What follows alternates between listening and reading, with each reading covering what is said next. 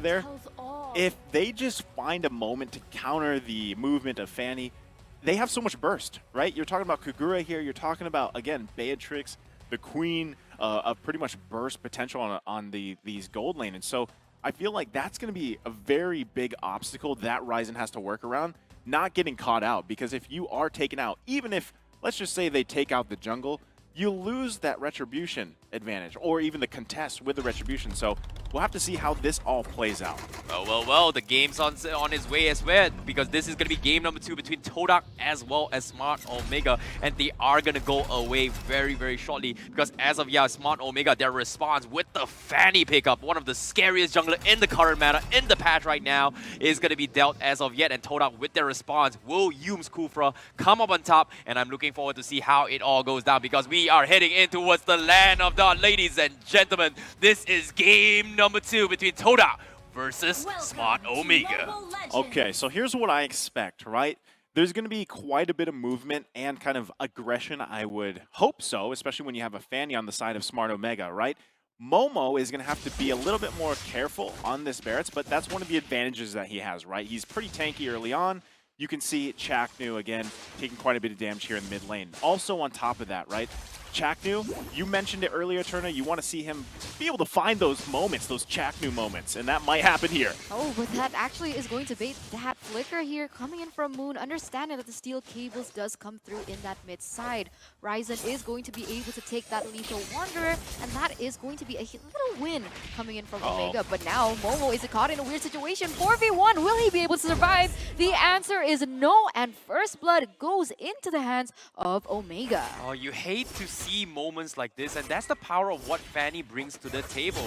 And it's just so much mobility and aggression to a point that I don't think Todak can actually do too much against this composition in early phase. They need to somehow go for the delay tactics. But here's an interesting twist.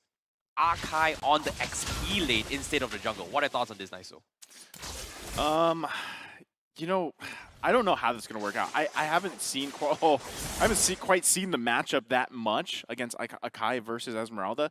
It could work out. Maybe it's going to be better than just throwing him in the jungle, right? Especially when you have such a hyper-focused mobile assassin like this Fanny. And at the same time, you got to remember, the longer the game goes, EduMax will just continue to scale infinitely to the point where he's the one pumping out the damage here. So this is something, like I said, he needed this time around rather than being on that mid-Julian pick. Yep, I definitely agree. The turtle is about to break down. As you can see, Todak, they are in position to fight this, but Omega, they want to try and force the issue. So sad. I mean, oh my god, Raizen stole Momo's buff, and Momo was still like stacked, so he was really small, and that just painted like this really sad picture. But yes, you're right, it does seem like the turtle is going to be started here. It is not going to be started actually just yet, as now we can see an invade here coming in from Raizen. Will he be able to steal that once again? It doesn't seem like that is the case, and he is going to retreat. No, it seems like it's going to be a push and pull effect coming from both these teams. They don't exactly want to overcommit for a play yet, considering that they both have individual timings that they need to hit. In this case, Omega, they want to force as much coming from Todak, but Todak, they're just not responding. But look at this, Ciku, he's going to force a play as well by bottom side. Oh, Renzio goes in very aggressively, but now Fortnite actually might be able to punish him. Luckily, he does still have the spin and will be able to take it away from him.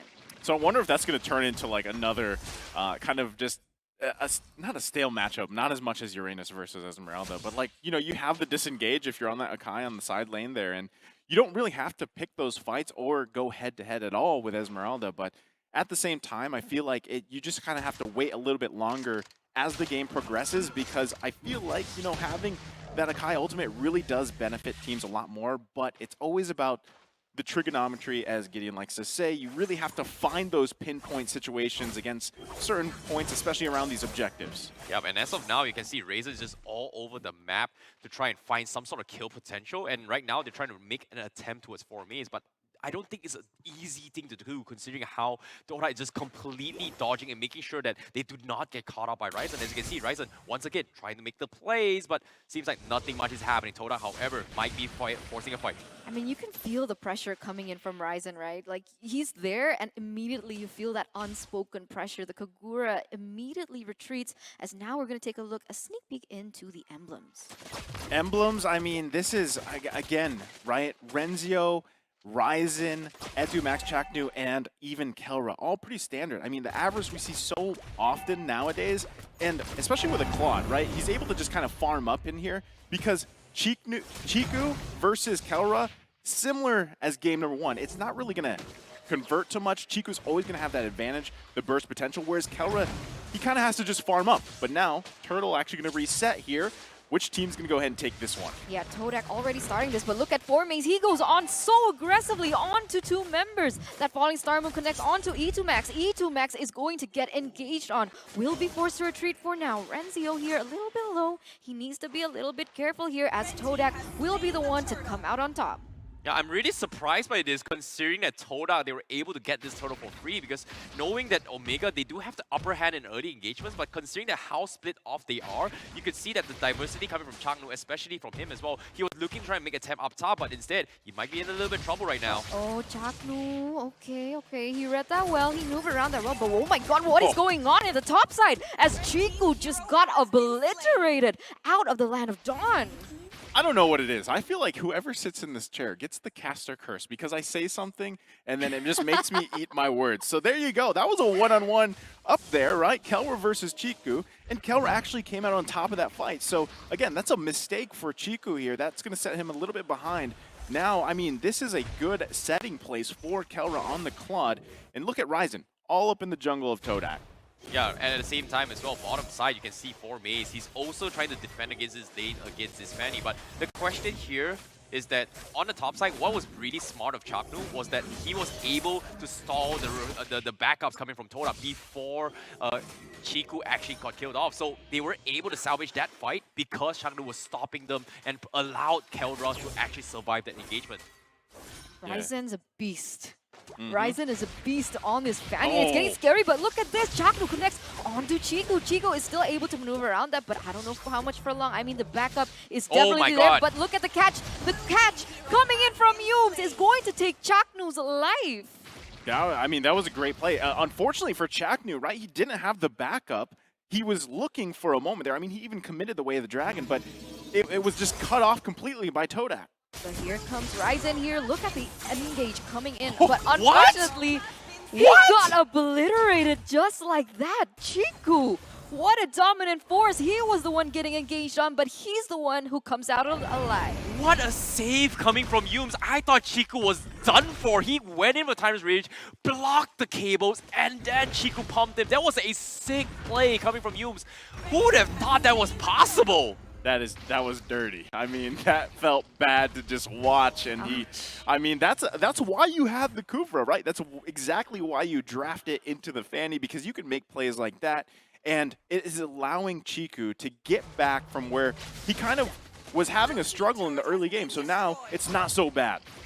Yep, and at the same time now, Todak, because of the small little victories to actually stop Fanny, they're able to capitalize a little bit more. Now they're looking to threaten the middle lane instead, and that is going to be a force fight potentially. And look at Yumes. He needs to be careful here. Yumes is going to be able to connect that onto Ciku, but Ciku once again with that shotgun is just so much damage. Chaknu once again is going to take the brunt of it all. Another kill for Todak here as Omega once again cannot find a proper opening. This is tough, right? Because again, Chaknu is looking for those moments, just not able to find them because the response coming out from Todak is just too good. And now Renzio! He has to be careful here, but the deadly spin connects onto 3 members. Oh my god, so much is happening. So much damage will be placed, but it is going to be Omega coming out on top, taking down Momo as the steel cables come into clutch. That was so risky. Like, you understand the potential that Momo needed to cancel the heavy spin, but everyone from the side of Todak pretty much dropped all their spells to take down the Arkai, and while he's in the Daytona's Welcome, pretty much everyone from the side of Todak just couldn't do anything more from that situation. So it was a little bit of misplaced from Todak, but well done coming from Spawn Omega. I like this because, yeah, park Kelra, do the lane swap here.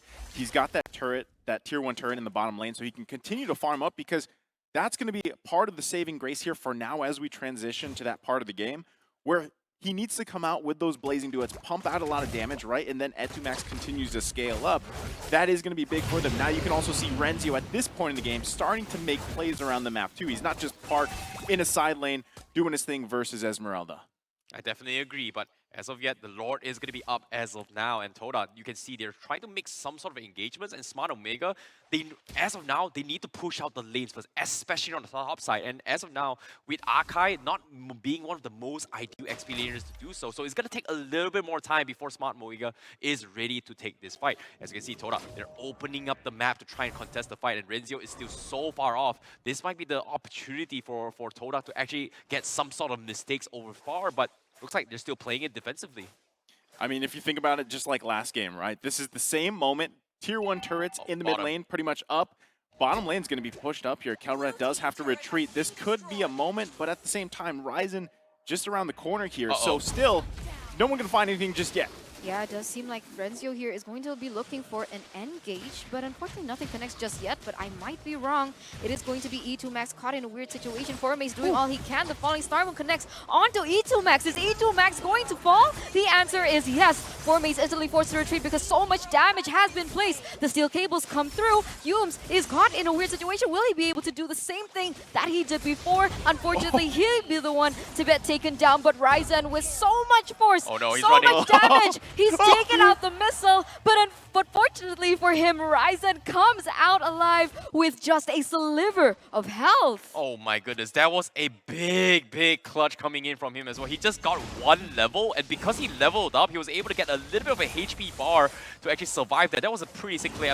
We gotta double check the replay later on, but as of now, that is gonna be a free Lord in the hands of Omega, considering how he was struggling to find opportunities from the early stage of the game. This is go time for Smart Omega, but Todak, they have to respond carefully because that play, especially coming from Ciku down bottom, cost them that engagement because he was so low trying to kill off Kelra on his own. Yeah, and then that was also because of that whole situation, right?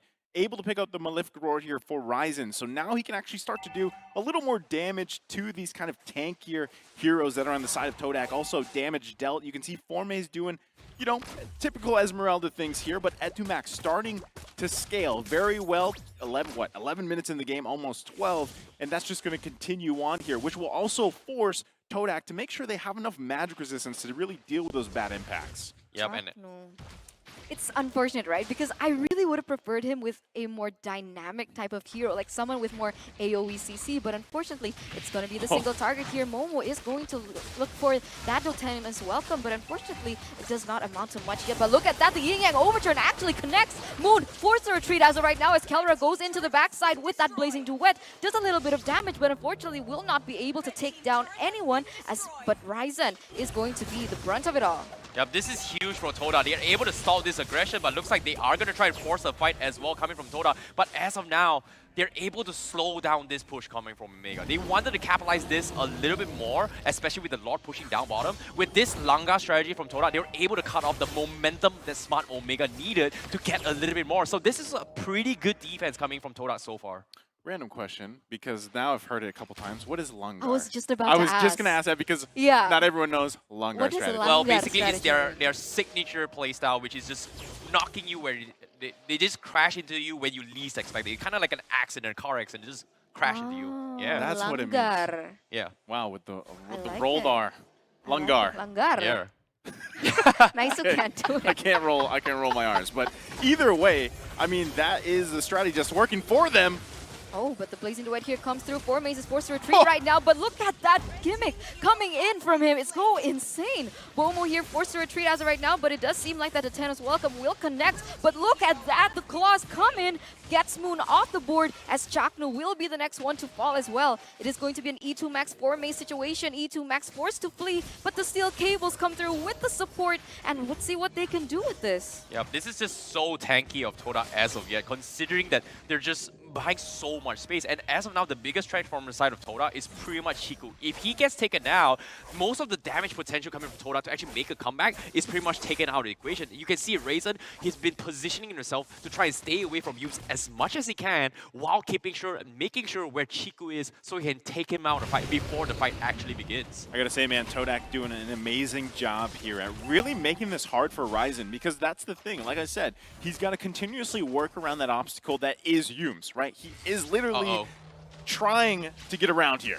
Oh, it does seem like it is going to be connecting onto Renzio, but luckily onto Renzio. E2 Max here caught in a weird situation. Moon is going to go down with steel cables coming through, as well as a blazing duet. 100% always on point, giving all that damage and eventually taking another kill. 3-0-4 stat onto Kelra for now.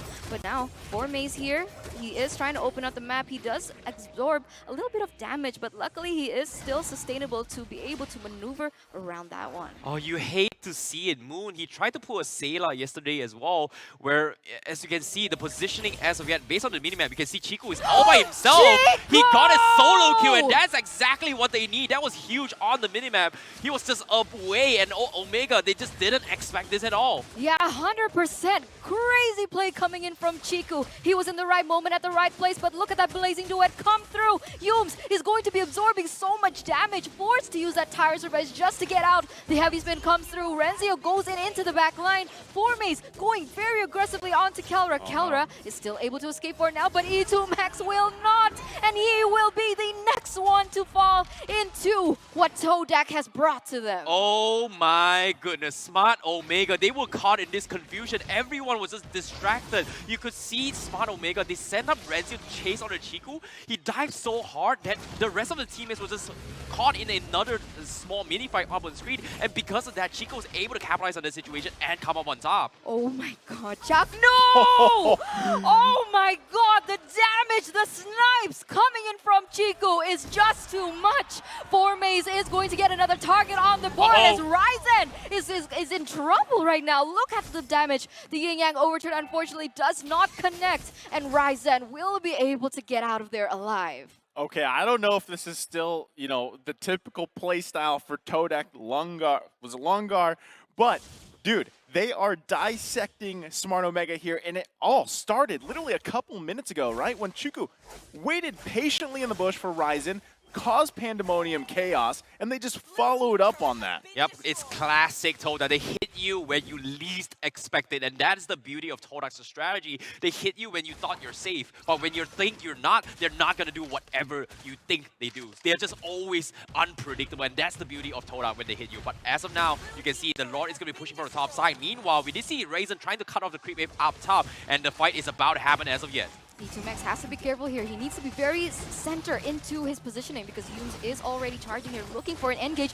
but the Falling Star Moon goes into the back line very aggressively. This might be a mistake. He might be taken down early. You can see the heavy spin here, trying to zone the members out of Todak, and it is going to be Todak here, forced to disengage. Disciplined decision there coming out from Todak. They're happy with cracking open the base of Smart Omega. They go back, reset a little bit, and push in with the minions. Yeah, based on the items right now, they're pretty strong. Look at this, Ciku has got all the items necessary to fight his fight, but the fight is going to be happening up on screen. Yum's going to be engaged, but he's getting shanked out very, very low, and they have to back out. I mean, once again, it is going to be oh my god, I might be wrong here. Kelra actually goes in very aggressively with that blazing duet. Unfortunately, will not be able to take anyone just yet. E2 Max is trying to follow up on the damage, trying to seal the deal onto any members, looking for just one number advantage. But unfortunately, it just won't happen for now. Todak playing the discipline game once again, looking for another engage perhaps. But look at this. Ciku here very sneaky into the push. Is he going to be able to land it on E2 Max? Oh Kelra, no, he's waiting. But the beautiful read coming in from Kelra as that snipe goes through onto him will take half of his health. Oh my goodness, cheeky little Ciku. My goodness, that was very, very close. But at the same time, Smart Omega, they've learned their lesson. Yeah. Hit him once, all right. Hit him twice, you know what?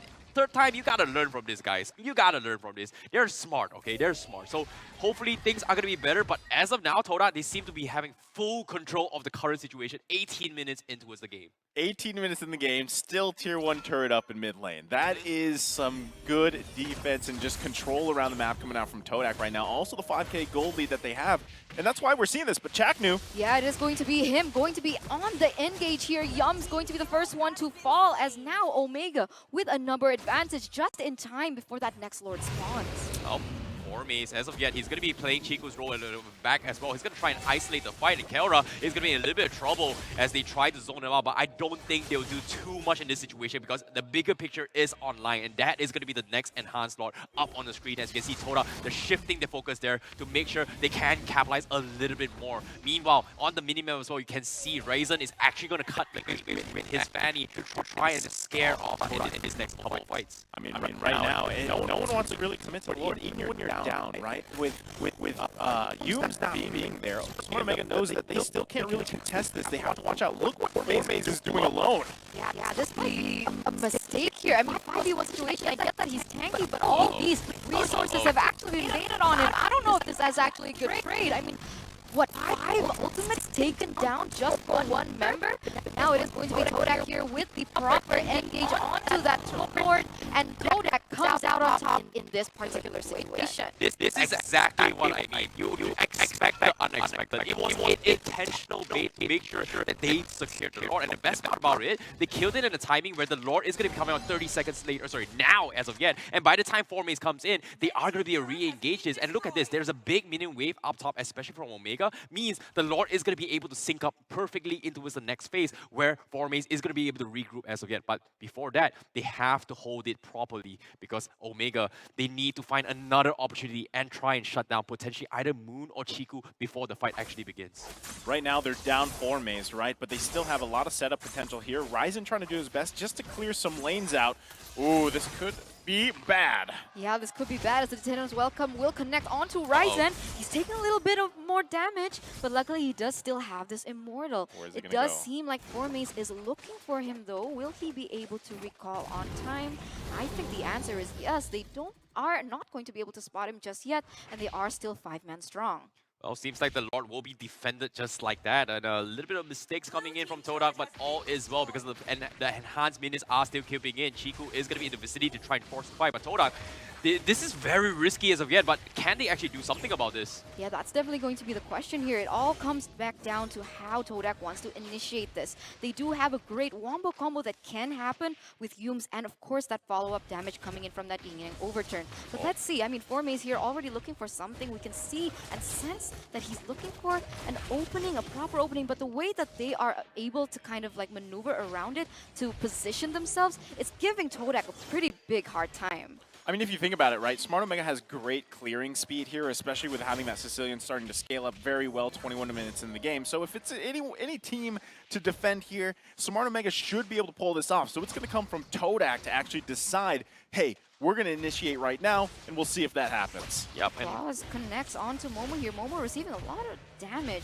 Oh, but Yums here goes in very aggressively onto the backside, but the Deadly Spin will be able to deny that opportunity. He gets caught on the wall, though, and Yums is and definitely is going to be the one to fall. We can see that the Immortal gets popped off. He goes down next. Ciku is caught in a weird situation, and Ciku is going to fall. 3 members taken down from the side of Todak. Will it be more? Formace buying a lot of time trying to disengage, but Chaknu might not let that happen. Maybe the next answer is going to be Momo, as he is the 4th one to fall into the hands of Omega. Oh, big mistakes has been made from the side of Todak, and it's not over yet. Formace is trying to stall for time. He needs to get out of this sticky situation, and he's not going to do so. And that's going to be another one coming in from Smart Omega. And just like that, they turn the tide. They punish Todak's over-aggression, and this is prime time for them to close out the game. 30 seconds on the sidelines for Momo, 20 seconds for Ciku, 10 seconds for Moon. I don't think they can defend this. This is going to be a difficult one as Omega is going to be closing out the game. And just like that, they take game number 2 against Todak. What a turn of events. What a comeback.